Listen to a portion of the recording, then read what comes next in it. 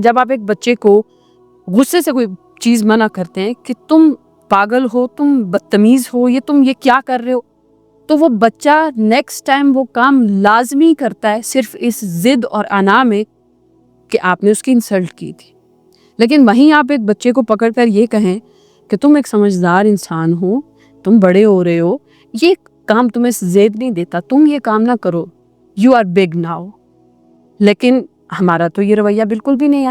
ہمارا چائے کا کپ گر جائے تو چیخیں، ہماری کوئی چیز پھٹ جائے تو چیخیں۔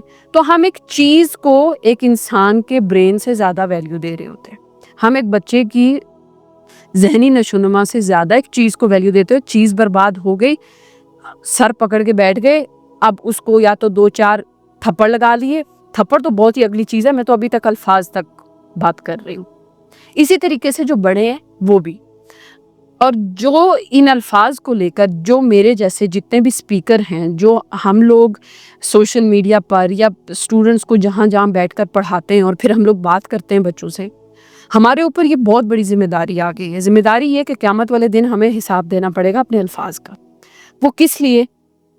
کہ جن لوگوں نے اسلام کا نام پکڑا ہے اور وہ اسلام کے لیے کام کر رہے ہیں، اب آپ کے الفاظ اگر جچے تلے نہیں ہوں گے، آپ کے الفاظ اگر کسی انسان کو دین سے دور کرنے والے ہو گئے، یا آپ کے الفاظ کی وجہ سے کوئی انسان کسی مشکل میں پڑ گیا، تو آپ پھنسیں گے۔